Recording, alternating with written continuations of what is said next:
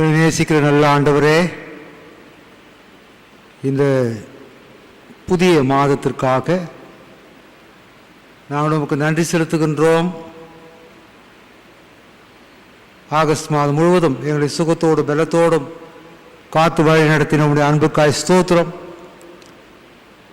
September மாதத்தை துவங்குகிறோம். உம்முடைய துணை பாதுகாவல் எங்களோடு இருக்கட்டும்.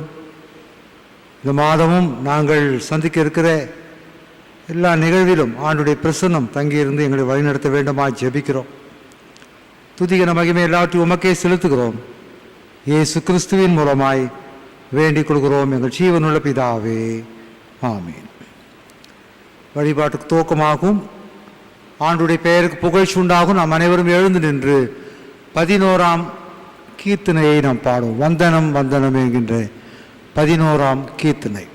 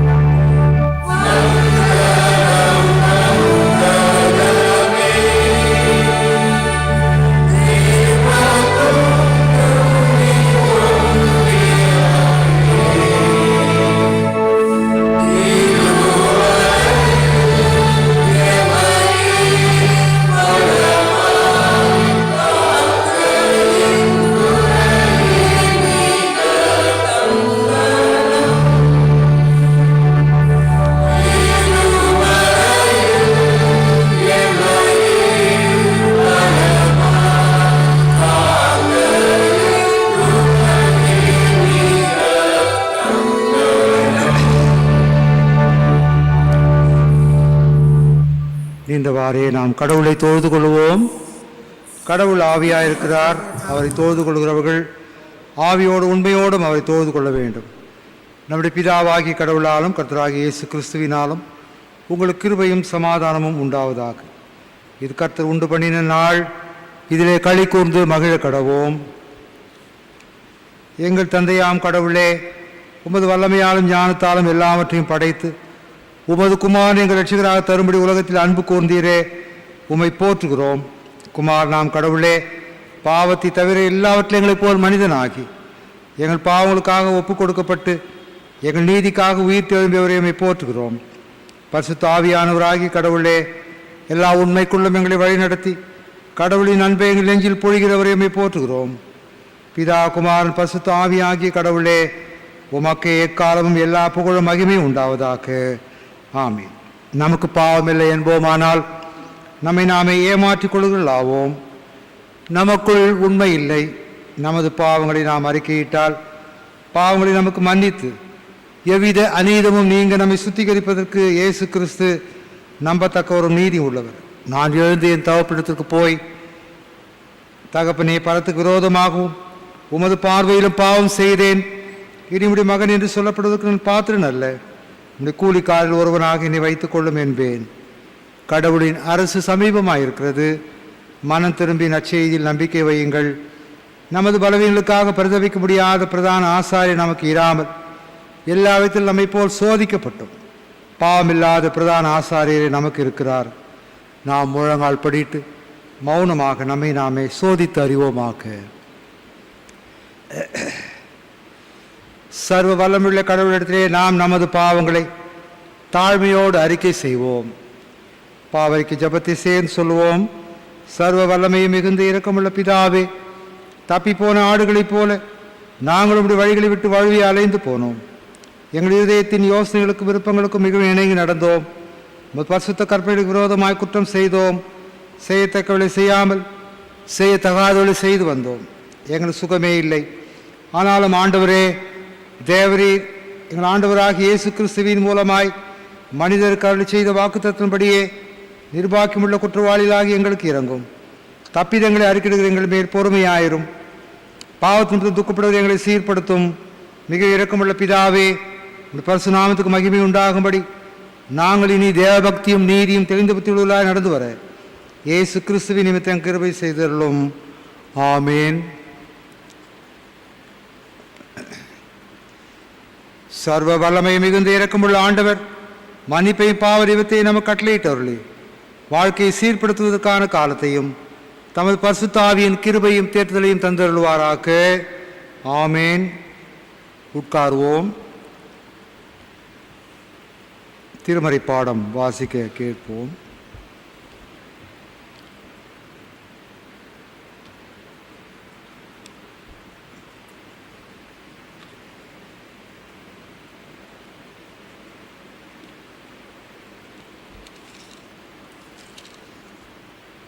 ரெண்டு ராஜாக்கள் 4ஆம்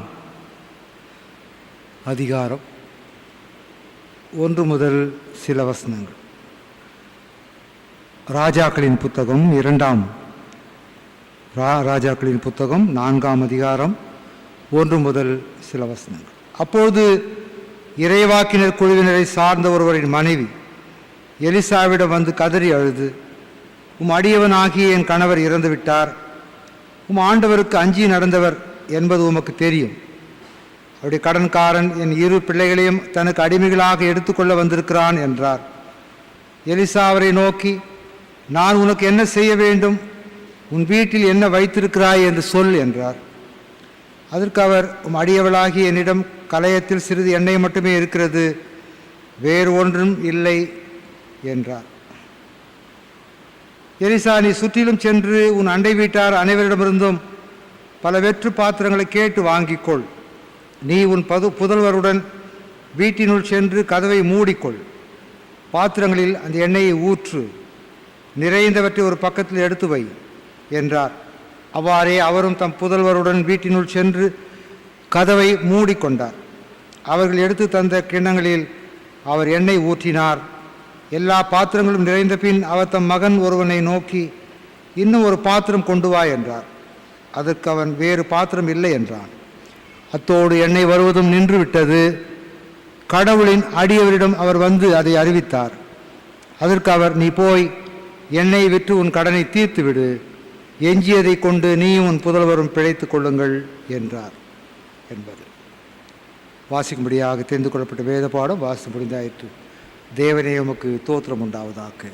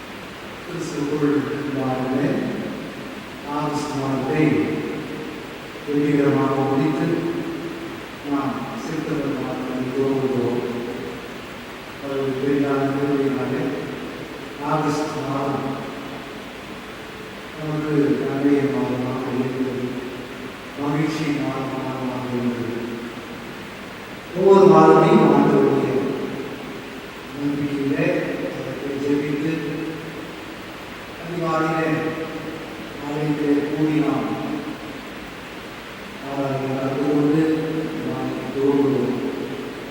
நமக்குள்ளே எவ்வளவோ எதிர்பார்ப்புகள், நமக்குள்ளே எவ்வளவு விருப்பங்கள், ஆசைகள் எல்லாம் நிறைவேறுகிறதா என்று சொன்னால் இருக்காது. யாருக்கும் அப்படி முழுமையாக அவருடைய ஆசீர்வாதம் இருக்க முடியாது.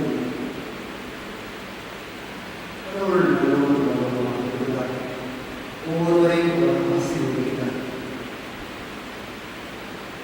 நாம் ஒவ்வொரு மாதத்தை துவங்கும் போதும் அவர்களுடைய ஒரு வாக்குத்தத்தை எதிர்பார்க்கிறோம். அதுவே இந்த மாதத்தில் இந்த வாக்குத்த வசனங்களே இருக்கிறார்கள் என்று நாம் எதிர்பார்க்கிறோம். ஆண்டவர் நமக்கு திருமலையை கொடுத்துள்ளார். திருமலையிலிருந்து எல்லாமே நம்முடைய வாக்குத்தம் அப்படின்னுதான் நமக்கு ஆறுதலாக சில வசனங்கள் கொடுக்கிறோம். அந்த வசனங்கள் ஒவ்வொருத்தர் முடிவு பார்த்தீங்கன்னா கடவுள் நமக்கு நன்மை செய்கிறார், நல்ல வாக்குறுதிகளை அளிக்கிறார். அந்த வசனம் முடியும்போது நாம் கடவுளுக்கு உகந்த பிள்ளைகளாய் அவருடைய வாக்குறுதிப்படி நடக்க வேண்டும் என்ற ஒரு கட்டளை நமக்கு எப்போதும் கொடுக்கப்பட்டிருப்பதை நாம் உணர்ந்து கொள்ள வேண்டும். அவருக்கு நாம் கீழ்ப்படிந்து நடக்க வேண்டும். அதை நாம் எப்போதும் மறந்து விடக்கூடாது. ஒவ்வொரு தீர்க்கதரிசியும் கடவுளுடைய அப்போஸ்தலர்களும் இப்படி ஆண்டவருக்கு கீழ்ப்படிந்து அவர் வாக்கின்படி நடந்து அவர் திருப்பணிகளை செய்யும்போது அவர்களாலும் அநேக அற்புதங்களை செய்ய முடியும். பொதுவாக நாம் அந்த வேண்டிக் கொள்ளுதான் ஒரு அதிசயம் நடந்தால்தான் ஒரு அற்புதம் நடந்தாங்க. இதுதான் நம்ம அதிகமாய் நம்மளுடைய எதிர்பார்க்கின்றோம். கண்டிப்பா நடக்கும். ஆண்டவர் நமக்கு அப்படிப்பட்ட அற்புதங்களை ஏற்கனவே நடத்தியிருக்கிறார், நடத்தி கொண்டு வருகிறார். இன்னும் நடத்தவும் செய்வார். வருகின்ற காலங்களில் இந்த புதிய மாதம் அவருடைய சொல்ல மறந்து செப்டம்பர் மாதம் என்பது நமக்கு ஒரு முக்கியமான மாதம். செப்டம்பர் 5ஆம் தேதி ஆசிரியர் தினம். நமக்கு கற்றுத்தந்த ஆசிரியர்களை உயிரோடு நினைப்பதற்கு ராதாகிருஷ்ணன் அவருடைய பிறந்த நாளை கொண்டாடி ஆசிரியர்களை நாம் மதிக்கின்ற ஒரு நாளாக இருக்கிறது. அதோடு கூட திருச்சபை சார்ந்து செப்டம்பர் 27ஆம் தேதி நம்முடைய தென்னிந்திய திருச்சபை உருவான நாள்.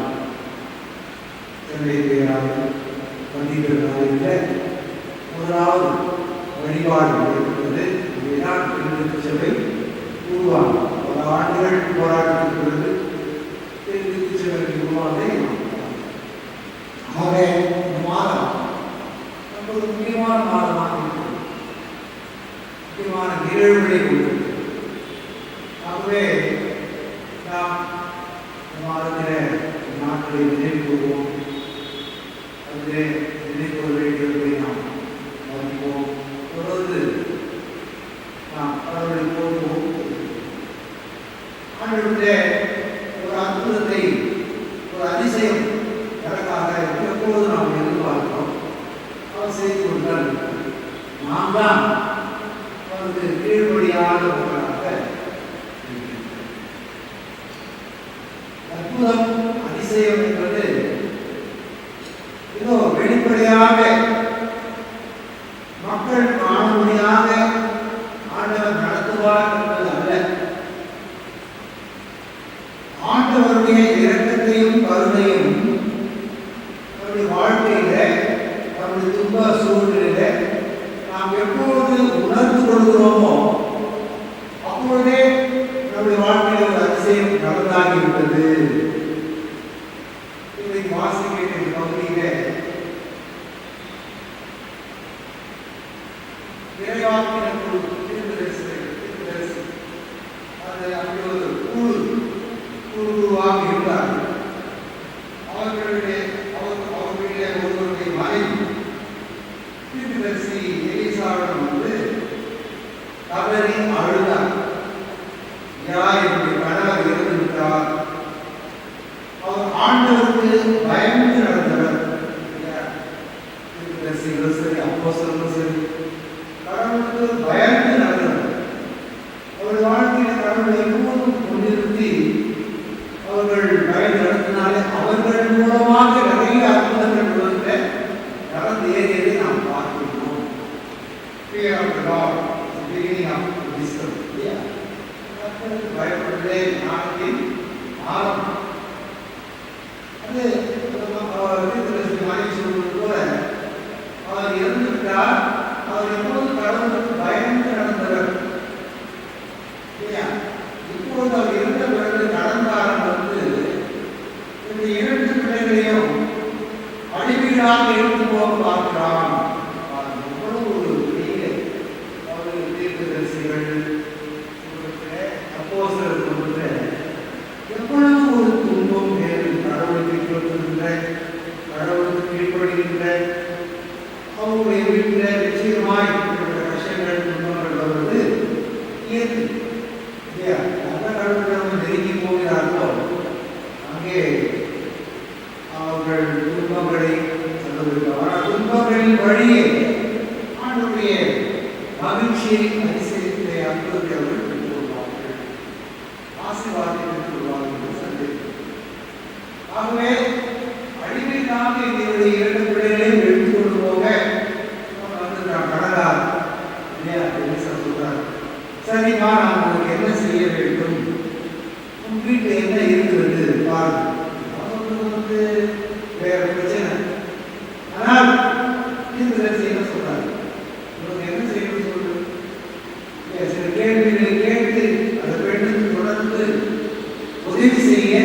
சொல்லுகிற ஒரு தீர்க்கதரிசியை நாம் பார்க்கிறோம். அவர் கடவுளுக்கு அஞ்சி வாழ்ந்தவர். என்னுடைய வீட்டிலே ஒன்றுமில்லை, ஒரு கரை பேசும் எண்ணெய் மட்டுமே இருக்கிறது, வேறு ஒன்றும் இல்லை என்று மனைவி எலிசாவிடம் சொல்ல, எலிசா என்ன சொல்லுகிறார்? நீ போய் பக்கத்து வீட்டாரிடம் பல வெற்று பாத்திரங்களை கேட்டு வாங்கிக்கொள். பாத்திரங்களோடு நீ என்ன பண்ணு, உன் புதல்வரோடு உன் மகன்களோடு வீட்டிலே சென்று கதவை மூடிக்கொள். பாத்திரங்களில் எண்ணெய் ஊற்று, கடைசி பாத்திரம் வரை ஊற்றிக்கொண்டே இரு. ஒரு டைம்ல அப்படி எல்லா பாத்திரத்தையும் வாங்கி சென்று உள்ளே கதவை பூட்டி கொண்டு எண்ணெய் ஊற்றுகின்றால் எண்ணெய் நின்று போயிற்று. எண்ணெய் வருவது நின்று போயிற்று. கடவுளுடைய அதிசயம், அற்புதம். இங்கே நமக்கு ஒரு பெரிய கேள்வி இல்லையா? ஆண்டவருடைய அற்புதம் நடப்பதற்கு அது மக்கள் பார்க்கிற வகையில் ஒரு வெளியரங்கமாய் இல்லையா, எல்லாரும் பார்க்கும் விதமாய் அது இருக்க வேண்டும் என்று அவசியம் கிடையாது. ஏற்கனவே சொன்னேன், அவர் நம் மீது இரக்கம் கொண்டிருக்கிறார், நம் மீது கருணை கொண்டிருக்கிறார் நாம் என்று எப்போது உணர்கிறோமோ அப்போதே அந்த அதிசயம், அற்புதம் நம் வாழ்க்கையில் நடந்து முடிந்தாயிற்று என்பதை நாம் உணர வேண்டும். இங்கே நீ ஆண்டவரத்தில் பேசும்போது, ஜெபம் செய்யும்போது அறை வீட்டுக்குள்ளே சென்று கதவை சாத்தி கொண்டு அந்தரங்கமாய் கடவுளை நோக்கி நீ வேண்டு. மத்தேயு 5:6 வாசிக்கிறோம் இல்லையா? அப்போது கடவுள் உனக்கு வெளியரங்கமாய் பதில் கொடுப்பார். மற்றவர்கள் பார்க்க வேண்டும் என்று நாம் எதையும் செய்ய வேண்டியதில்லை. அதே போல ஆண்டவருடைய அற்புதமும் வெளியரங்கமாய் அது நடைபெறும் என்று நாம் எதிர்பார்க்க வேண்டியது இல்லை. அப்படி எதிர்பார்க்கிறதுனால தான் நாம் பல நேரங்களிலே சோர்ந்து போகிறோம். ஐயோ, எனக்கு இந்த அற்புதம் நடக்கலையே, ஆண்டவர் எனக்கு செய்யலையோ, ஆண்டவருக்கு கண்ணில்லையோ காதில்லையோ என்று சொல்லி ஒருவித சோர்வு நமக்கு உள்ளத்திலே வருகிறது. முதலாவது, ஆண்டவரிடத்திலே வாக்கு தத்தத்தை எதிர்பார்க்கிற நாம் அவருக்கு கீழ்ப்படிய கற்றுக்கொள்ள வேண்டும். இந்த ஏழை விதவை எலிசா தீர்க்கதரிசி சொன்ன உடனே அப்படியே ஒரு வார்த்தையும் பதில் சொல்லாமல் கீழ்ப்படுகிறார் இல்லையா? கடன்காரன் இப்படி 2 பிள்ளைகளையும் அடிமையா எடுத்து விரும்புகிறான். அவர் சொல்றது, உன்னிடத்துல என்ன இருக்கிறது இல்லையா? வெற்றி பாத்திரங்களை வாங்கிட்டு போயிட்டு அந்த எண்ணெய் இருக்கிற எண்ணெய் அதில் ஊற்று. அந்த எண்ணெயெல்லாம் ஊற்றி ஆயிட்டு இதை விற்று, இந்த எண்ணெய் பாத்திரங்களை விற்று உன் கடனை அடைத்து விடு. சில நேரத்தில் ஆண்டவர் எப்படி அதிசயம் அற்புதம் செய்வார் என்று நம்மால நினைத்து கூட பார்க்க முடியாது. அவர் செய்கிற அற்புதம் அது மறைவாக இருந்தாலும் நமக்கு நன்மையாகவே முடியும் என்பதை கடவுளுடைய பக்தர்கள் எப்போது உணர்வார்கள். கர்த்தருக்கு பயந்து அவர் வழிகளில் நடக்கிறவர்கள் எப்போதும் அதை உணர்ந்து கொள்வார்கள் என்பதிலே எந்த சந்தேகமும் இல்லை இல்லையா? ஏழு விரைவுக்கு கடவுள் எப்போதும் உதவி செய்கிறவராகவே இருக்கிறார். நமக்கு ஏராளமான நன்மைகளை, ஆசீர்வாதங்களை இந்த உலகத்திலே ஆண்டவர் படைத்திருக்கிறார். God created a world of abundance and enough to share. நிறைய நமக்காக படைத்திருக்கிறார். மற்றவர்களோடு பகிர்ந்து கொள்ள அவர் நமக்கு கொடுத்திருக்கிறார். அண்ட் லாஸ் ஆஃப் லைஃப், வாழ்வதற்கு சட்டங்களை கொடுத்திருக்கிறார். அந்த சட்டங்களுக்கு நாம் கீழ்ப்படியும் போது நாம் பெருகுகிறோம், வளருகிறோம், ஆசீர்வதிக்கப்படுகிறோம். அதுதான் நம்முடைய ஆசீர்வாதத்தில் நமக்கு மறைந்திருக்கிற ஒரு உண்மை. ஐயோ, என்னை இந்த மாதம் ஆசீர்வதிப்பாரா? செப்டம்பர் மாதம் எனக்கு இது நடக்குமா? இது நடக்காதா? ஆண்டவர் என்னோடு இருப்பாரா, இருக்க மாட்டாரா என்றெல்லாம் பலவிதமான எண்ணங்களிலே நாம் இருப்போம். நிச்சயமாக இருப்பார். நாம் செய்ய வேண்டியதெல்லாம் அவருடைய வாக்கு தத்தங்களை பெற்றுக்கொள்வதற்கு நாம் அவருக்கு கீழ்ப்படிந்து நடக்க வேண்டும். ஏராளமானத்தை கொடுத்திருக்கிறார், நமக்கு என்று சட்டங்களை கொடுத்திருக்கிறார். அவற்றுக்கு கீழ்ப்படியும் போது நாம் நிச்சயமாய் வளர்ந்து பெருகுகிறோம். சங்கீதம் 68:8 திக்கற்ற பிள்ளைகளுக்கு, கணவனை இழந்தாருக்கு காப்பாளராக இருக்கிறவர் ஆண்டவர். இல்லையா? எல்லாருக்கும் ஆண்டவர் அப்படிப்பட்ட நம்மை காக்கின்ற கடவுளாக இருக்கிறதை நாம் பார்க்கின்றோம். நம்முடைய ஆசீர்வாதம் அது என்ன ரகசியம் அதை பெற்றுக்கொள்வதற்கு என்று சொன்னால் ஒரு ஆங்கில பாடல் கூட இருக்குது. Little is much when God is in it. அதாவது கொஞ்சம் கூட இருந்தாலும் அது பெரியது. கடவுள் அதில் இருப்பாரானால் அது பெரியது.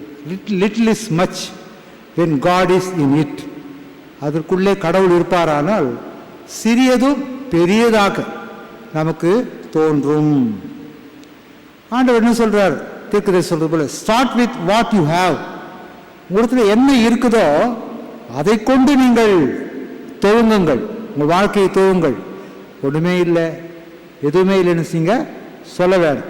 இந்த விதவை கூட முதல்ல சொல்ற வார்த்தை என்னன்னா, என் வீட்டில் ஒன்றுமே இல்லை என்று சொல்லிவிட்டு அதுக்கப்புறமா தான் ஒரு கலையத்தில் கொஞ்சம் எண்ணெய் இருக்குதுன்னு சொல்றார். அதனால start with what you have. உங்களிடத்துல என்ன இருக்கிறதோ அதை கொண்டு நீங்கள் என்ன பண்ணுங்க, ஆரம்பிங்க. கடவுள் பெரிய அதிசயங்களை, அற்புதத்தை செய்வார். And God will do the rest. மீதியானதை கடவுள் உங்களுக்கு நிறைவேற்றுவார் என்ற வாக்குதத்தம் தான் இதை கொடுக்கப்படும். கடவுள் எப்போதும் நல்லவராக இருக்கிறார். இந்த மாதம் கூட செப்டம்பர் மாதம் நமக்கு ஆசீர்வாதமான மாதமாக இருக்கும். நாம் அவருக்கு கீழ்ப்படியும் போது, அவருடைய சத்தத்தை கேட்கும்போது, நாம அவருடைய வாக்குத்தத்தை எதிர்பார்க்கிற மக்களாக இருக்கிறோம். நிச்சயமாக அவர் நமக்கு உதவி செய்ய காத்திருக்கிறார். அவர் நல்லவரும் வல்லவருமாக இருக்கிறார்.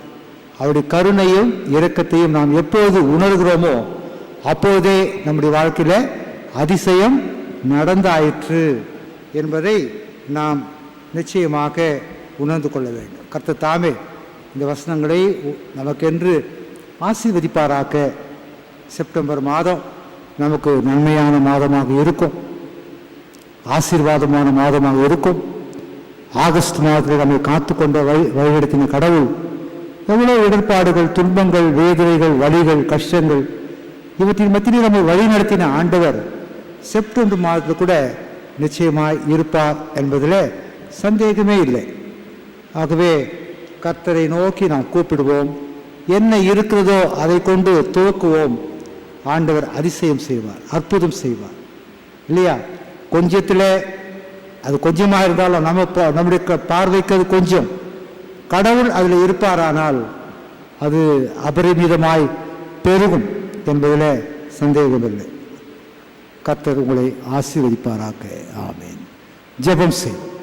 நேசிக்கிற நல்ல ஆண்டவரே, இந்த நாளுக்காக நன்றி செலுத்துகிறோம். இந்த புதிய மாதத்தை எங்களுக்கு கொடுத்ததுக்காக ஸ்தோத்திரம். ஆண்டவரே, பெரம்பூர் வெஸ்லி ஆலயத்தை நீர் ஆசீர்வதியும். குடும்ப தலைவர்கள், தலைவிகள், கிருபையாய் கொடுக்கப்பட்ட பிள்ளைகள் எல்லோரையும் ஆசீர்வதியும். கிருபை நன்மைகளால் நிரப்பும். ஒவ்வொரு மாதமும் நாங்கள் உம்முடைய துணையோடு அதை துவக்குகிறோம். எங்களுடைய ஆசீர்வாதம் நாங்கள் உமக்கு, உம்முடைய வசனங்களுக்கு, வார்த்தைகளுக்கு கீழ்ப்படுகிறதிலே இருக்கிறது என்பதை, அந்த ரகசியத்தை நாங்கள் புரிந்து கொள்ள எங்களுக்கு உதவி செய்தோம். தொடர்ந்து வழிநடத்தும். இந்த மாதம் முழுவதும் எங்களுடைய தேவைகளை ஆண்டவர் சந்திக்க வேண்டுமாய் ஜெபிக்கிறோம். இயேசு கிறிஸ்துவின் மூலமாய் வேண்டிக் கொள்கிறோம் எங்கள் ஜீவனுள்ள பிதாவே. ஆமென். நமது ஆண்டவராகிய இயேசு கிறிஸ்துவின் கிருபையும், பிதாவாகிய தேவனுடைய அன்பும், தூய ஆவியாருடைய ஐக்கியமும், ஆசீர்வாதம், வழிநடத்தும் சமாதானம் நம் அனைவரோடும் இன்னும் சதா காலம் தங்கியிருந்து காத்து வழிநடத்தி ஆசீர்வதிப்பாராக. ஆமென்.